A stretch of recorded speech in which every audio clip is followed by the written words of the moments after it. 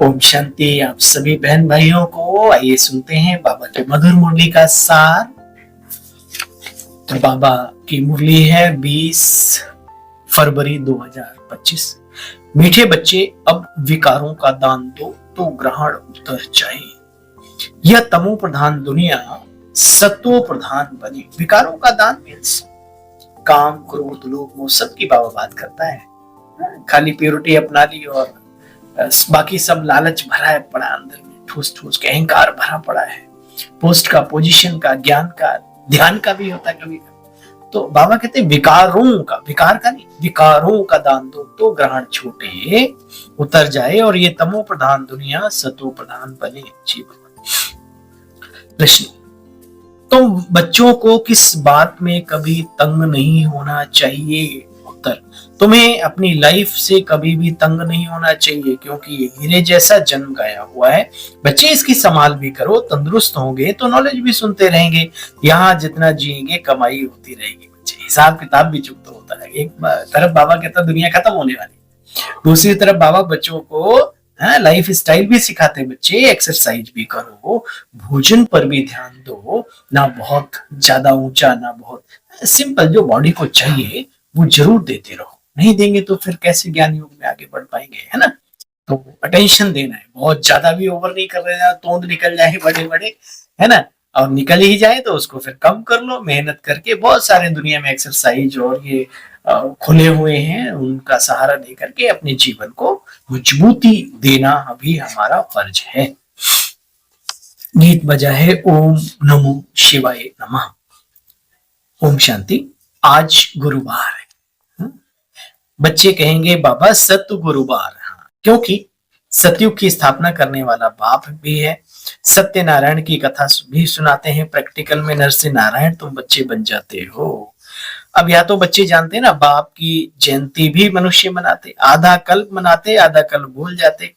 भक्ति मार्ग में आधा कल्प याद करते रहते हैं, बाबा कब आकर के गार्डन ऑफ फ्लावर स्थापन करेंगे कुछ नहीं जानते। दशाएं होती ना बच्चे, अभी तुम्हारे ऊपर बैठी है बृहस्पति। नशे में आ जाओ कि हम सबके ऊपर कौन सी दशा है? बृहस्पति की, सबसे श्रेष्ठ उच्च कोटि की और शुभ दशा मानी जाती है ना। देखो बच्चे, बाप हमें पतित से पावन बनाते हैं। आत्मा में ही अच्छे व बुरे संस्कार होते हैं ना। आत्मा ऑर्गन्स द्वारा कहती है हमको बाबा पढ़ाते हैं। बाबा कहते हमको भी ऑर्गन्स चाहिए जिससे समझाऊं। तो किसके द्वारा समझाते हैं बाबा? प्रजापिता ब्रह्मा बाबा के द्वारा। अभी तुम, पीछे क्या बोला बाबा ने? तुम्हारे ऊपर बृहस्पति की श्रेष्ठ दशा बैठी है। अब फिर बाबा क्या करें? अभी तुम हो ईश्वरीय संप्रदाय जी, फिर होंगे दैवीय संप्रदाय। इस समय सब मनोकामनाएं भविष्य के लिए पूरी होती हैं। बच्चे याद करते हैं, बाप स्मृतियां दिलाते हैं। सुना भाई, हमारा फर्ज है उन स्मृतियों को याद करना, स्मृति में रखना। बाबा तो स्मृतियां दिलाते रहते हैं। तुम याद करते आए हो ना, हे प्रभु दुख हरता सुख करता, आओ छुड़ाओ, लिबरेटर आदि आदि। तो अभी तुम बच्चों को बाप कहते हैं शांति धाम ले जाऊंगा, इस पुरानी दुनिया से छुड़ाकर, बुराइयों से छुड़ाकर। बस मैं अपना परिचय तुम बच्चों को अच्छी तरह बैठ इनके तन द्वारा सुनाता हूं। जैसे जैसे जो जो पुरुषार्थ करेंगे बच्चे, वैसे वैसे प्रारब्ध पाएंगे। समझ तो बहुत देते हैं कि बच्चे जितना हो सके मुझे याद करो तो विक्रम विनाश हो, उड़ने के पंख मिल जाएं। आत्मा को कोई ऐसे पंख नहीं होते, वो तो छोटी बिंदी है। कहने ना, वो उन्नति हो उसकी, अग्रसर हो अपने स्वाध्याय की तरफ, स्वलक्ष्य की तरफ, स्वधाम की तरफ, स्वपिता की तरफ। देखो बच्चे, भ्रकुटी के बीच में टीका भी लगाते हैं, परंतु जानते नहीं कि आत्मा ही भ्रकुटी के बीच में विराजमान होकर के पूरे शरीर को चलाती है। देखो बच्चे, अब बाप कहते हैं छोटे बड़े सबकी वानप्रस्थ अवस्था है। अभी मैं सबको ले जाऊंगा, फिर यहाँ वापस आएंगे नहीं। शास्त्रों में दिखाते हैं प्रलय हुई, जलमय हो गई, फिर पीपल के पत्ते पर श्री कृष्ण आया। भाव समझाते हैं सागर की तो कोई बात नहीं, वहां तो गर्भ महल है जहां बच्चे बहुत सुख में रहते हैं। यहाँ गर्भ जेल कहा जाता है, पापों की भोगना गर्भ में मिलती है बच्चे। फिर भी बाप कहते हैं मन मना भव, मुझे याद करो, ज्यादा किसी से आर्गू नहीं करो, क्योंकि ज्ञान ही ऐसा है, लोगों की समझ में आते हुए भी नहीं समझते। योगी जीवन जीते हुए भी ज्ञान नहीं समझते, कभी कभी ऐसा भी होता है, बाहर की तो बात है। तो बाबा कहते हैं जो योग युक्त होते हैं ना, वो सबसे बड़े ज्ञानी भी हैं और ध्यानी भी हैं।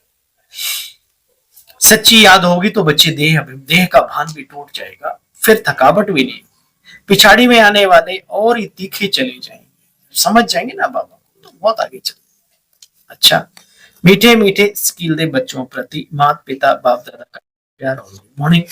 रूहानी बाप के रूहानी बच्चों को नमस्ते बोलो। हम सब रूहानी बच्चों की बाबा आपको भी। एक बात की अभी विचारी याद में रहे, देह भान को खत्म करना है, अपनी कर्मातीत अवस्था बनाने का पुरुषार्थ करना है।